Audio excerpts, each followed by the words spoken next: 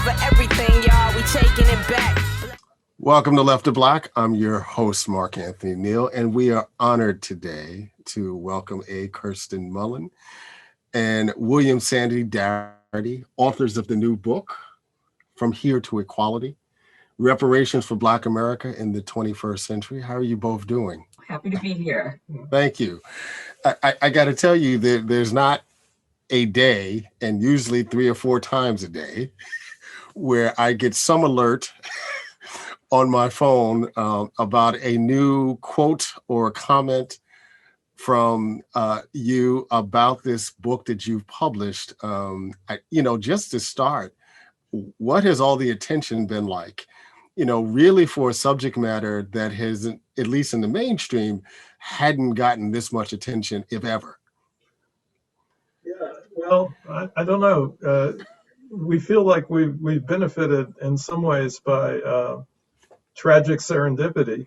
When we first started working on this book, I guess it was really upwards of 9 years ago. That's when we signed the contract with the UNC Press for the book. And so it's taken us quite a long time to get the book out.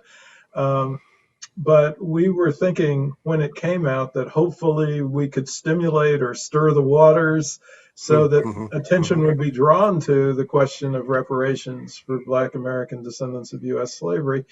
But somehow, to our amazement, in the previous year, 2019, there was actually a serious conversation that was being raised about the idea of reparations in some of the political campaigns that were taking place. And so by the time the book came out, we were in the midst of the coronavirus crisis. And we also were witnessing further police executions of unarmed Blacks that finally, especially in the case of George Floyd, finally triggered both national outcry and international outcry, and further drew people's attention to the whole question of the history of atrocities towards Black people in the United States. And so almost mystically, the book began to ride the wave of that form of attention that was being drawn to these issues.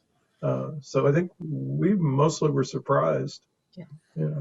I think we had actually taped a piece with, I think we say PBS NewsHour a year prior, which they sandbagged for months. And we thought, oh, well, it's never going to air, I think we taped it in January 2019. Yes. Wow.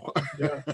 And then come COVID, they said, oh, wait, we have something in the can. As you know, it's impossible to divorce the conversation of reparations from political realities. Even though I would think almost in a historical sense, the talk of reparations has almost been more theoretical than anything.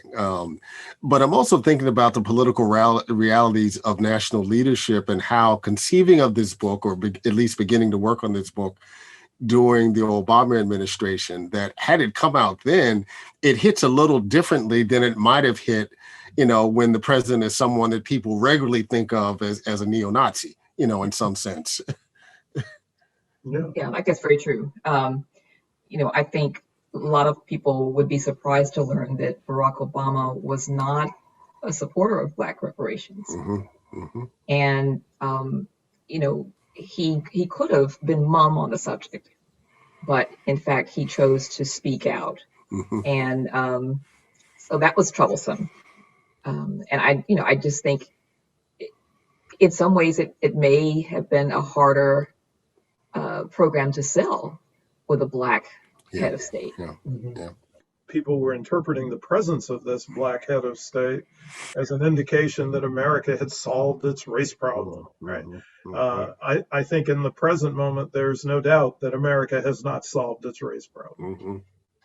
You may remember that was the days of all the post-Black, post-racialism rhetoric, and we just thought, this is interesting. Where have these people been? What country are they living in?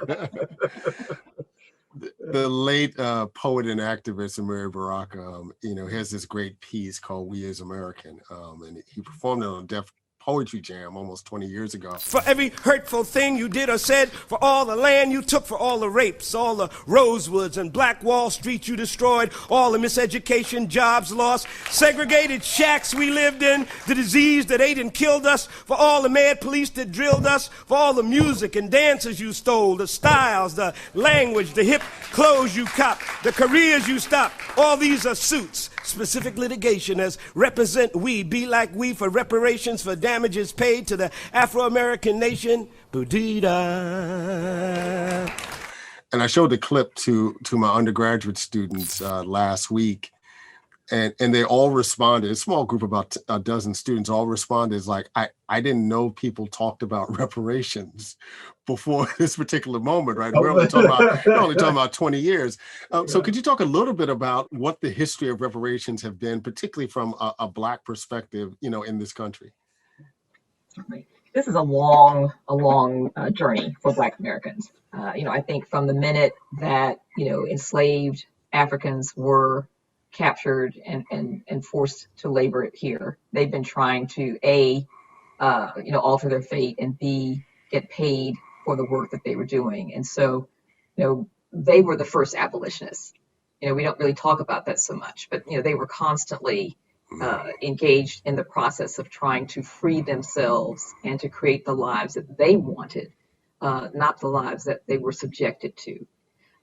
So you find very early, what was the case of the woman, the single case that we know of a woman who actually, I want to say she was in Massachusetts. Yeah, she was. Who actually managed to bring her case to the courts. And she was, in fact, vindicated and was able to receive reparations. But it was a one-off. It was a very difficult case to make. But with the early chapter of From Here to Equality, we actually do sketch out the history of the reparations movement. I mean, that was one of the ahas for us, that we recognized that it was really important for us to tell this story because it really isn't widely known.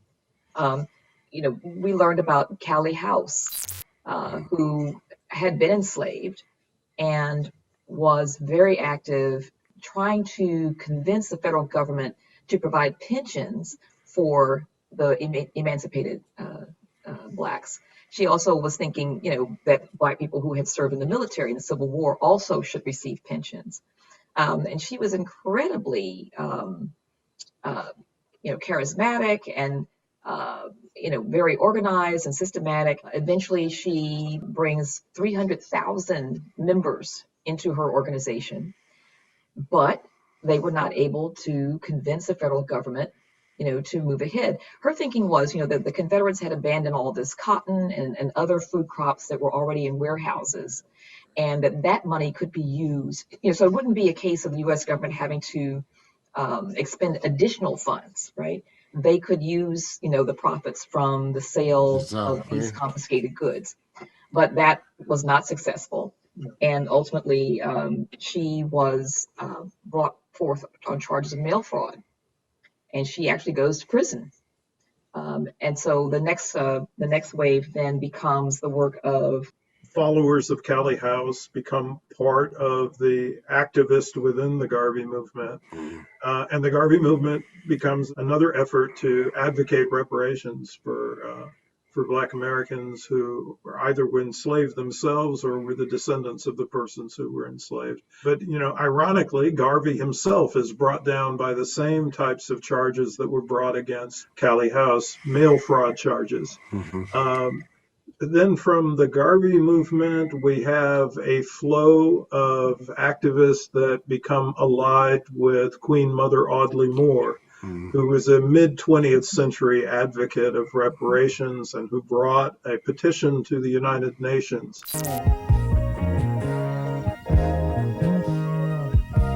I understand that you sent a petition to the United Nations for reparations for the Black people in America. Explain something about that to us. Yes, the petition called for us to go back to Africa, for those who wanted to go back. And for those who wanted to stay here, there had to be certain indemnity given for the people who wanted to stay, the people who wanted to go. What kind of indemnity?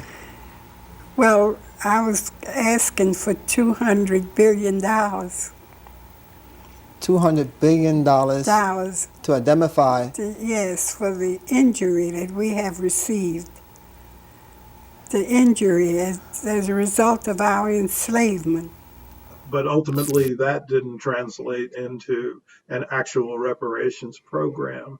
I think the next phase is really the emergence from organizations like the Republic of New Africa, the emergence of the National Coalition on Black Reparations in America, in COBRA, which played an important role in the development of legislation that was first introduced in Congress, H.R. 40.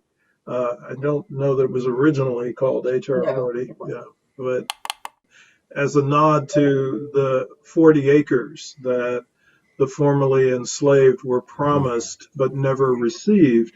The legislation was named that, but it was legislation that was intended to establish a commission to study the case for reparations and to develop proposals for reparations that would be given to Congress. We have some reservations about that legislation as it's currently written. But that was the next phase of the movement. I think things went fairly silent until the beginning of the 21st century when this character named David Horowitz circulated an advertisement across the country in college newspapers saying that reparations was a bad idea, and here's 10 reasons why it's a bad idea. And that had the peculiar effect of stimulating. We even wondered if maybe somehow he was an advocate, and this was his way of, being the devil's advocate, right? And getting things, started again. Yeah, and so there was a lot of attention that was drawn to reparations on college campuses. A whole new generation. Not necessarily in the formal political sphere, but on college campuses, and that gets eliminated by. Well, we had the in South Africa. Yes. With the UN and there was a World Congress on Racism that was supposed to meet in South Africa, in Durban, and it did meet. But the United States government refused to send a delegation. But one of the big items on the table for that multinational convening was the question of reparations, not just in the United States, but the question of reparations for other countries and peoples vis-a-vis the colonial powers or other exploitive powers that had been involved in committing atrocities in their particular spheres of the world. I mean, so there was this groundswell. And then 9/11 happened. What are those people going to do? And everything just shifts, shifts again. I mean, the history you just presented, two names stick out, in that history you just presented, in terms of what's happening in Congress, the late, great John Conyers, who till the day he died, right, every year, went to push that bill for reparations. And I'm struck also about the mention of Queen Mother Moore. They've just released a restored version, the full film, in fact, Nation Time, William Greaves's film about the 1972 Gary Convention. And at least in the trailer clip, right, there are a few seconds there of Queen Mother Moore, like yelling and demanding reparations. You want something, we need reparations. This document tells you why the man owes you reparations.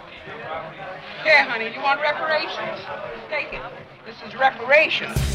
And again, this reminder that, this is not something that's brand new for folks. But I do want to go back and think about, the 40 acres and a mule piece, right? And it's, it speaks to where we are in this country in terms of how we generally educate the masses. That for most folks, 40 acres and a mule is the name of Spike Lee's production company, right? His film company. And for other folks, the belief that it actually occurred, right? That Black folks actually were given something for their labor during slavery. which we know it didn't. But how does the lack of information and knowledge that the average American have about the history of slavery and race relations in this country make it even more of a challenge to talk about, the need for reparations? So I think it's two things. The lack of information is huge, but the other part, the sort of companion piece, is the misinformation that we all have. So, I actually, coined the term dismemory to, explain this kind of systematic, mischaracterization of slavery, of the Civil War, of Reconstruction especially. Why isn't Reconstruction this huge thing that we talk about? Those 7 mystic years. I mean, they should be studied in finite detail. But we know that it's not serendipity. It's not just a mystery that we don't have this information, that we don't know our history. You had groups like the American Daughters of the Revolution and the United Daughters of the Confederacy actively stepping in and altering the narrative. They were identifying textbook writers who agreed to their direction and who, were romanticizing the South. This lost cause narrative. These were gallant men who had a true calling and who were righteous. They simply ran out of time, or they didn't have enough. Ammunition. And it's like these women, these middle and high wealth white women, had decided, well, we're going to win. Our men couldn't win that battle, but we're going to win this battle of the minds. And they were incredibly successful. They blackballed textbook writers, and in some cases wrote their own textbooks. I think the textbooks that that were in my school system in Texas were textbooks that they had given the green light to. If these women had been the soldiers for the Confederacy probably would have won. Would have won. Yeah. Yeah. And they were fierce. Yeah. I mean, these are the folks who raised the money and, found others to support the erection of all these Confederate monuments and memorials across the country. Yeah. But also, they went and interviewed these Civil War veterans and collected their stories, convinced them to donate, memorabilia, articles of clothing, locks of their hair, and then they pushed the states to create state archives. They are the reason that we have state archives, and those collections were the first items to be in those repositories. On the other side of the fence, of course, if we look carefully at the story of Reconstruction, the reason why Southern states have public schooling at all is because of the Black influenced, Black controlled, for a very brief period of time, state legislatures in the South in the aftermath of the Civil War. Right. They pushed a relatively progressive agenda, which included free public schooling for all. Or that there was this period when Blacks and whites co-governed across the South. Right. That certainly wasn't taught in the schools that I attended. Right. You mentioned Spike Lee's 40 Acres and a Mule film production company. That's all a lot of people know about, our history. It's, for the most part, unless one is from those rare families who actually got and was able to hold on to those 40 acres. Most people don't have a story in their family about someone who got the land. We also are not clear. Well, let me back up. Not only do we not know generally that Black people did not get those 40-acre land grants, we're not aware that at the same time, white Americans received 160-acre land grants. Right? And so, if I had been taught that in middle or high school, side by side, Black people promised 40 acres and received nothing, and white people, including recent immigrants, received 160 acres, I would have thought, wait a minute, what's going on here? But that was never, I'm not even sure my teachers were aware of it. Right. I'm not going to say that they just sort of, gave us incorrect information. They just didn't have that information. But the Homestead Acts are fascinating. They began in about 1862, And we have learned that about 1.5 million households received about 287 million acres of land in the Western Territories. And this was land that had just recently been, the homes to many Native peoples. Right. And so they were part of this westward expansion, pushing out the power of the nation, right, the republic. So we think of wagon trains, but really it was a settler colonial project. Right. Absolutely. Right. So that's a whole nother, and Right. we have TV to thank for all these Western, tropes that we have. The Wild Wild West and all of that ridiculousness. Yes. Yes. But interestingly, we learned from the research of Trina Shanks-Williams that today, that those land trusts, those assets, because they had the capacity, you could sell the land, you could subdivide it, you could borrow against it, you could create your own business, put your kids through private school, college tuition, whatever. If there right? happen to be oil, if there's oil below it and belongs yours. to you, that land was given to them tax-free, debt-free, right? And in some cases, people also got land through, whites who had fought in the war against Mexico. And for every 3 months of service, they got 170 acres of land. And if the veteran died, it was all the family's free and clear. Okay? So today, we are talking about 45 million white Americans who are currently benefiting from the largesse of that single government program, the 1862 Homestead Act, that lasted about 70 years. I mean, it's extraordinary. And that's the wealth gap right there. That's where it starts. Right. And just as a lot of people assume that Black people got their 40 acres, although I think a lot of Black people realize that didn't happen. I think it's mostly white people who somehow bought that fiction. But I think very few people, Black or white, are aware that the wealth that many white Americans have today, because we're talking about 25% of the U.S. population age 24 and older, that the source of their family's wealth was the Homestead Act. Yes. You were just talking about, 40 acres and a mule, and you talk in the book about how there were these opportunities where the government had an opportunity to do right, or at least do better by Black folks. And specifically, you mentioned about, compensated emancipation. Could you talk a little bit about that program? Well, compensated emancipation wouldn't have necessarily meant doing right by Black folks. Apart from the fact that the important step would have been taken to end slavery. Right. But there was no compensation for the enslaved that was involved in compensated emancipation. This was a strategy to pay the former slaveholders, or to pay the slaveholders in that moment so that they would release their human captives from bondage.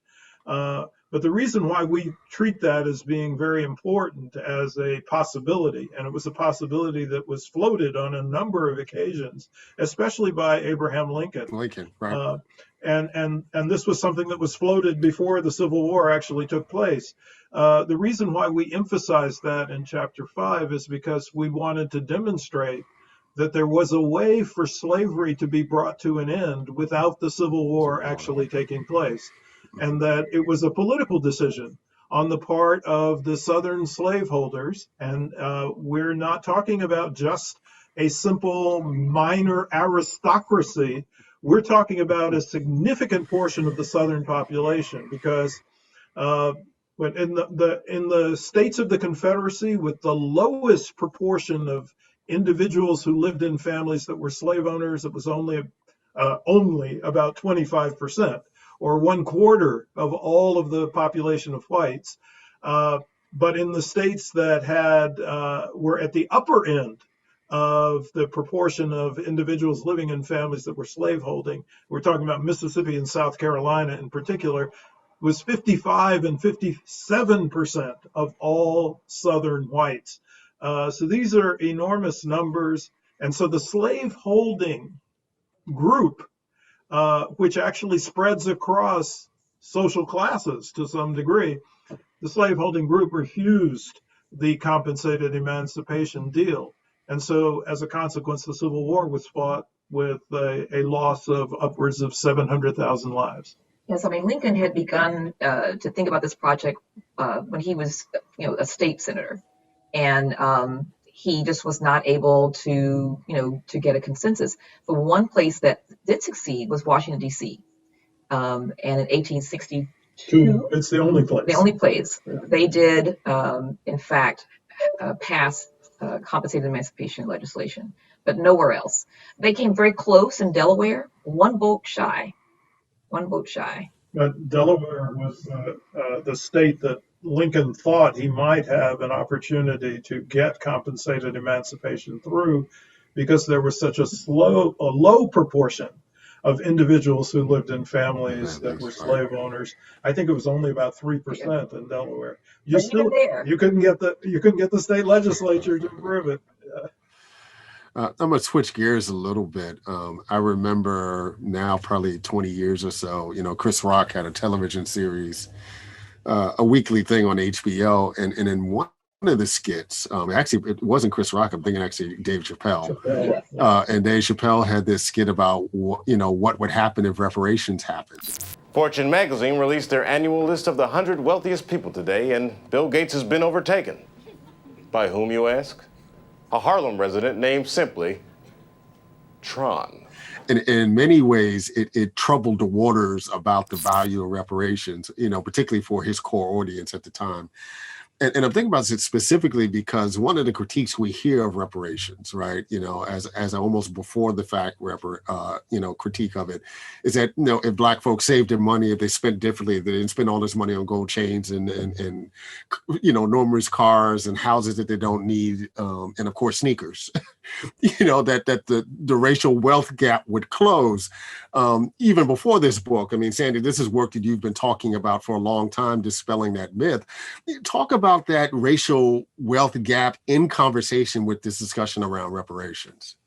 So in the second chapter of our book, we actually devote a significant amount of time to what we refer to as misperceptions about racial economic inequality, with a special emphasis on the wealth disparity.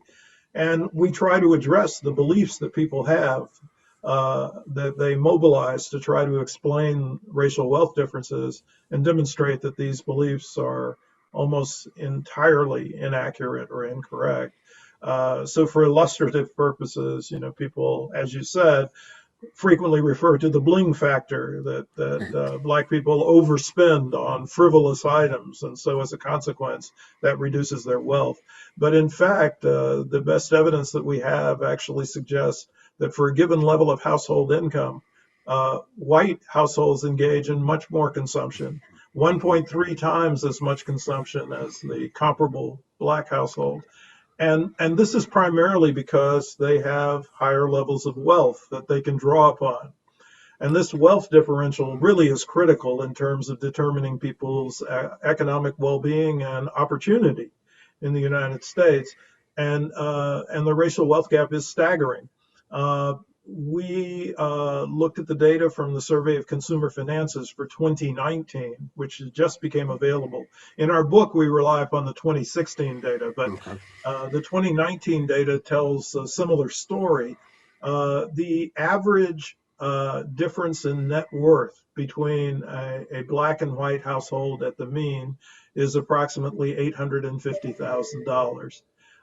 And this corresponds to a situation in which Black American descendants of U.S. slavery constitute about 13% of the nation's population, but have only about 2.5% of the nation's wealth. And so what we set as a target in the pages of From Here to Equality is that a reparations project should at least bring the Black share of wealth into consistency with the Black share of the population. And we estimate that this would require somewhere in the vicinity of $10 to $12 trillion. And I mean, it's interesting when you talk about the differences in terms of white consumption habits. There's also a way in which we place moral value or difference in moral value in terms of what white families spend on frivolous income and what Black folks do, right? Which also plays into this notion that, somehow, Black folks are spending beyond their means for things that aren't necessarily, of importance to them. One of the things, of course, that's come up in this conversation. Well, let me insert something Yeah. that's pertinent to what you just said. Yeah. All social groups engage in status goods consumption, but it's not the same thing for everyone. Right. And Right. so for Blacks and Latinx folks, it's primarily clothing that are the objects of status consumption. They're affordable. Yeah. For whites, now this is really interesting. A student of mine, Parfait Gazana, wrote a paper about this that was published a few years ago in the Review of Socioeconomics. And he demonstrated that what whites use as status goods are automobiles. That they will purchase more automobiles than is apparently really essential for them to use. And so that's their status good. So all groups do this, right?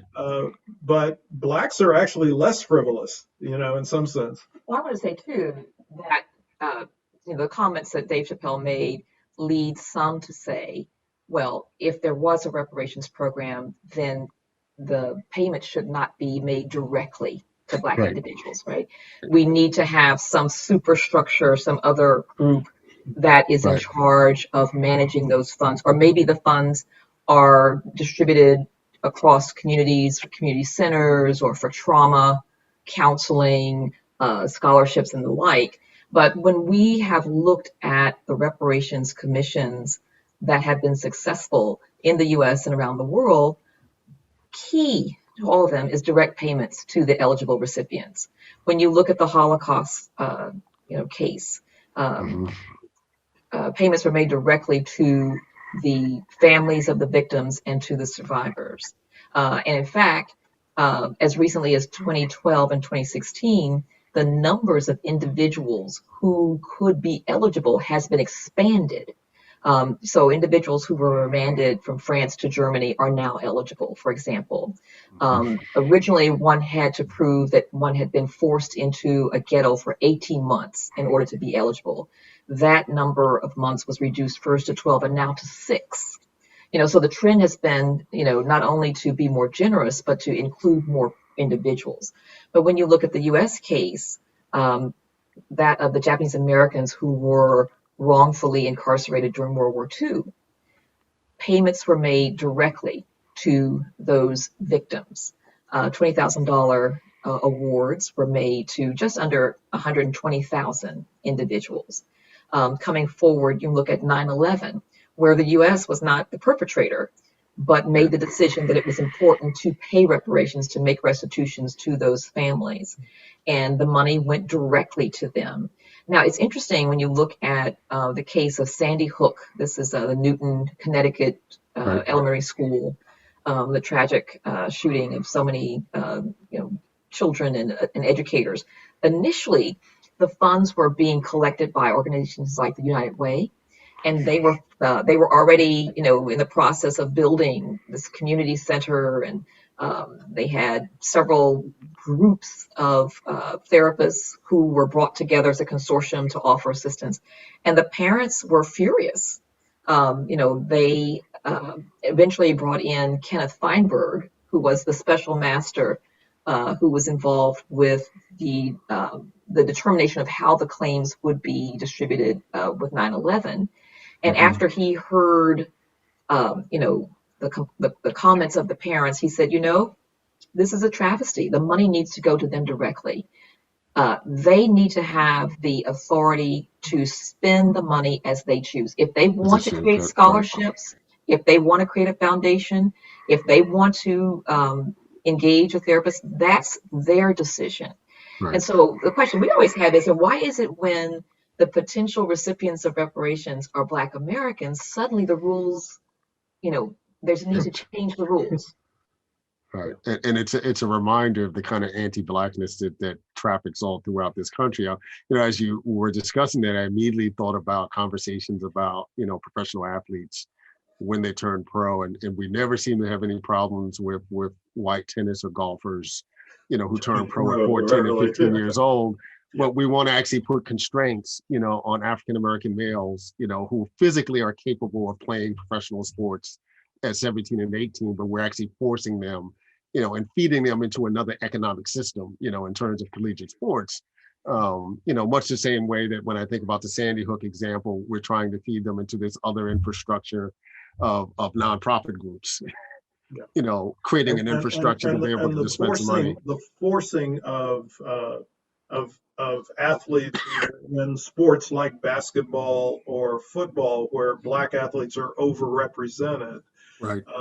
The forcing of them into staying in college, in quotations, is really a violation of what many Americans subscribe to in the form of free market ideology. Absolutely, right? Absolutely. Yeah. Sandy, I know, you are very active on Twitter, and I've often joked with folks, when Twitter became a thing, for Black academics 10 years ago. And I looked around our department, the last two people I figured in the department that would be so embedded in it would have been you and Carla Holloway. Right? And in fact, it's been much to the opposite. But I know you've been privy to the discourse around reparations, and particularly American descendants of slavery. And while this is not necessarily your framing or your investment necessarily, your name often comes up in the discussions.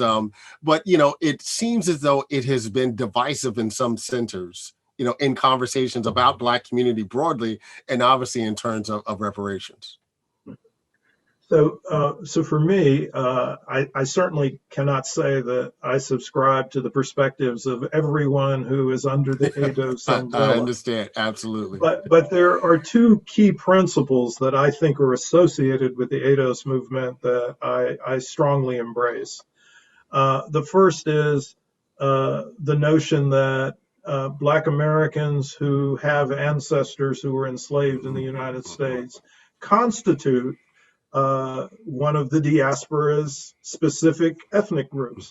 That there, in some sense, that there's a national basis for understanding the particularities of being Black American descendants of U.S. slavery.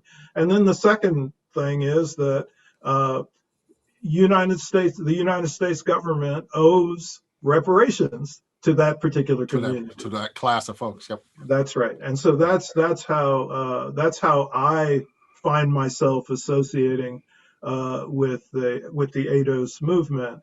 I think that one of the concerns that many people have is this notion that particularizing reparations, U.S. government reparations for Black Americans who are descendants of U.S. slavery, omits more recent Black immigrants who may be subjected to certain kinds of atrocities themselves, especially anti-Black police violence. Right. But I think that the rationale that we have in mind is that many of these individuals are from countries that definitely have claims for reparations, but not on the United States government. And one of the examples that we like to use for illustrative purposes is the case of Haiti, where individuals who might have migrated to the United States from Haiti within the past 50 years or so, we think should be receiving reparations also, along with the rest of the Haitian population,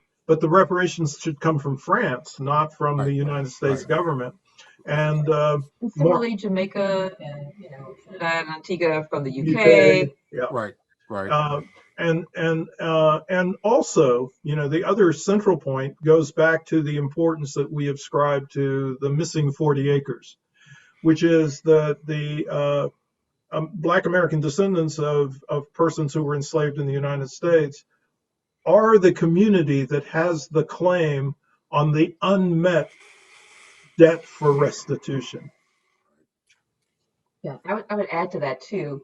We like to say that, when you migrate to the U.S., you migrate to its history and to its obligations. And this is the case not just for Africans who migrate here, but for anyone who migrates here. You are part of this, this whole pot, this healthy or unhealthy brew. I think part of the reason, one of the things people don't talk about so much is the fact that what probably makes this country so attractive to these immigrants is the infrastructure they see here, the programs, the corporations, all of which were made possible because of 400 years of exploitation of Black people, right? So, in some ways, there's an attempt to capitalize on that. And so it strikes us as problematic, if that is part of what's attracting you to the US, and then you come and discover after you've been here for a while that, oh, gee, the police are treating you like they treat Native Blacks, and now you deserve reparations from the US government. That's a little problematic for us. But as Sandy said, absolutely, they do have a case to make against the countries that colonized and enslaved their ancestors, but they don't have a case to make, as we see it, to the US government. There's a passage in our book that we'd like to share that's apropos of these comments, which is where we say, all those who subsequently migrated to the United States have moved to a country whose contemporary promise of opportunity is anchored in its history of exploitation of Black lives. The slave trade and slavery extended their tendrils into every fissure of the American economy, producing a hothouse effect that created vast national wealth. America's economic success was built by the unrelenting enslavement of Black people. One can hypothesize a counterfactual chain of events where American economic growth took place without slavery, but this is the actual way in which it all began. Yeah, thank you for that. That's really helpful. One last thing, have you been heartened at all by the number of municipalities, Asheville comes to mind because, it got so much press, who are looking towards reparations to deal, with some of the, inequitable situations in their municipalities? I think on the one hand, it's encouraging to see that some of these cities are recognizing that they have not well served their Black residents, and that this is a moment when they are taking upon themselves to open up their programs, to open up contracts, to open up all of the committees and commissions so that they begin to look like the populations of their cities. But if you are targeting for the goal of reparations, the elimination of the racial wealth gap, these programs are not going to achieve that goal. Right. We know that the budgets of all of the cities in the country and the state budgets combined total about $3.5 trillion.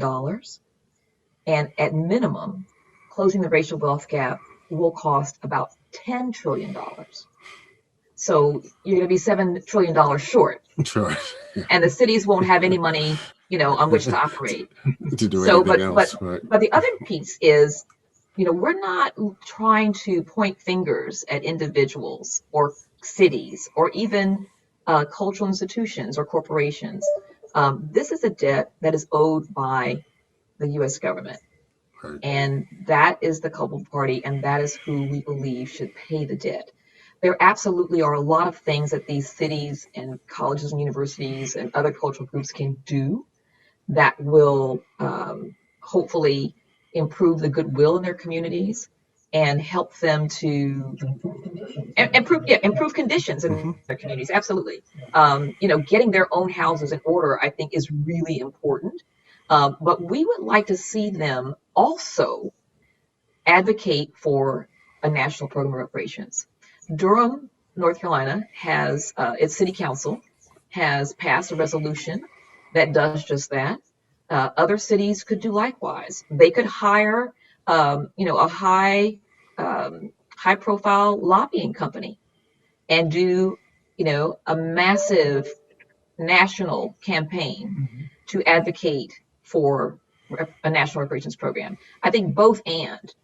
We need the kind of clout, we need the kind of clarity that those institutions, those entities could give to push Congress They have reputations, they have these connections. It would make a huge difference. And I think, that would be more in our minds of walking your talk. The other thing is, we don't at all object to localities taking steps that correct the wrongs that have been exercised or conducted, but we do have reservations about referring to these as reparations, and we have a sense of proprietariness about the term reparations, that it really has to apply to a full-scale attempt to eliminate racial wealth differences in the United States, and anything that falls short of that should not be referred to as reparations.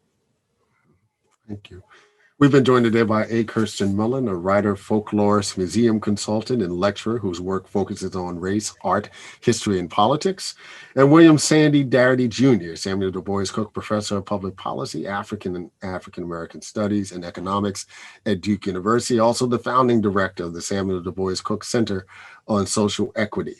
They are the authors of the book, From Here to Equality, Reparations for Black Americans in the 21st Century, published by our good friends down the road, the University of North Carolina Press. Thank you, Kirsten and Sandy.